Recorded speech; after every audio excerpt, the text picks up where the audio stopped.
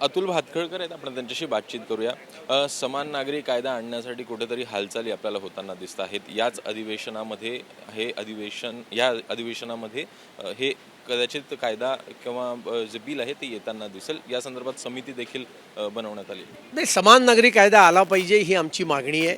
मी स्वतः गेल्या अधिवेशनामध्येच या संदर्भातलं माझं खाजगी विधेयक, अशासकीय विधेयक त्या ठिकाणी सबमिट केलेलं आहे. त्याच्यावरही चर्चा होईल आणि माननीय मुख्यमंत्र्यांनी सांगितलेलं आहे की समान नागरी कायदा ते आणणार आहेत. कारण सुप्रीम कोर्टानेच या डायरेक्शन दिलेले आहेत आणि घटनेमध्ये डायरेक्टिव्ह प्रिन्सिपल्समध्ये त्या ठिकाणी घटनाकारांनीच आपल्याला हे सांगितलेलं आहे की समान नागरी कायदा हा देशात आणला पाहिजे. पण काँग्रेसच्या मतपेढीच्या राजकारणामुळे तो इतक्या 70 वर्षामध्ये आलेला नाही आहे. 370 रद्द केलं, तसा समान नागरी कायदासुद्धा आम्ही या राज्यामध्ये आणणार आहोत. पण सर्वोच्च न्यायालयामध्ये काही केसेस या संदर्भात पाहायला मिळतात आणि त्यामुळे कुठेतरी विरोध जो आहे तो देखील राज्यामध्ये होताना असं वाटतं. कुठल्याही केसेस सर्वोच्च न्यायालयात नाहीत. मुळामध्ये मी म्हटल्याप्रमाणे घटनेच्या डायरेक्टिव्ह प्रिन्सिपल्समध्येच समान नागरी कायदा आला पाहिजे हे घटनाकारांनी म्हटलेलं आहे. क्रमांक 1, गेल्या 70 वर्षात किमान 3 वेळेला देशाच्या सर्वोच्च न्यायालयाने केंद्र सरकारला हे सांगितलेलं आहे वेगवेगळ्या घटनांच्या बाबतीतले निकाल देताना की तुम्ही समान नागरी कायदा आणा.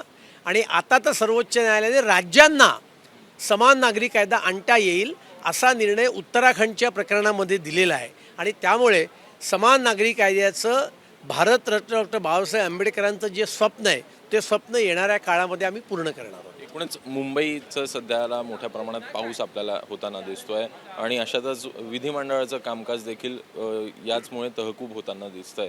एकूण कुठेतरी विरोधक हे टीका करताना आपल्याला पाहायला मिळत आहेत. एकूण कालची घटना असेल किंवा त्याच्या अगोदरची घटना असेल, कशा प्रकारे बघताय या सगळ्या दृष्टिकोनात? पावसामुळे विधिमंडळाच्या कामकाजामध्ये भाग घ्यायला मंत्री महोदय पोचले नव्हते. त्यामुळे विधिमंडळाच्या परंपरेप्रमाणे तहकूब केलेलं आहे. आता मंत्री आलेले आहेत. आमची मुंबईवरची जी चर्चा आहे त्या चर्चेला आता प्रारंभ झालेला आहे. एकूणच आदित्य ठाकरे देखील टीका करताना दिसत आहेत. ज्या प्रकारे कालची घटना घडली, सोबतच मुंबईमध्ये अनेक ठिकाणी सखल भागांमध्ये देखील आपल्याला पाणी साचताना दिसत आहे. यावर कशा प्रकारे नाही, बघा, मुंबई शहराच्या समस्या अनेक आहेत, पण त्या समस्या प्रामाणिकपणे आम्ही सोडवतोय. आणि म्हणून तर जनतेने आम्हाला महानगरपालिकेत सुद्धा आशीर्वाद दिला, विधानसभेत सुद्धा आशीर्वाद दिला. आता आदित्य ठाकरे टीका करतायत तर मी त्यांना एवढंच सांगेन, 25 वर्ष तुम्ही जी भ्रष्टाचाराची घाण आणि निर्णय न करता मुंबईची तुंबई करण्याचं काम तुम्ही जे केलं आहे ते साफ करायला आम्हाला थोडा वेळ लागणार आहे. मुंबईकर जनतेने आम्हाला 5 वर्ष दिलेली आहेत. त्या 5 वर्षाच्या कालखंडामध्ये मुंबईचा विकास सर्वतोपरी करून दाखवण्याचं काम आम्ही करून दाखवू. पण ते अधिवेशनामध्ये किंवा मग कामकाजावेळी असं देखील थेटपणे बोललेले आहेत की देवेंद्र फडणवीसांचं हे शेवटचं अधिवेशन असेल. असं आहे, आदित्य ठाकरे हे उभाट्या गटाचे बहादूरशाह जफर आहेत, कळलं की नाही? त्यांचा पक्ष पाण्यामध्ये ढेकूळ विरघळावं तसा विरघळत चालला आहे. त्याची चिंता करा. देवेंद्रजींची आणि भाजपची चिंता करू नका. आम्ही भरभक्कमपणे सत्तेमध्ये आहोत, जनतेची सेवा करतो. स्वतःचा उरला पक्ष सांभाळता येतोय का तेवढं बघा. बाकी उठाठेव नाकाने कांदे सोडण्याचं काम करू नका.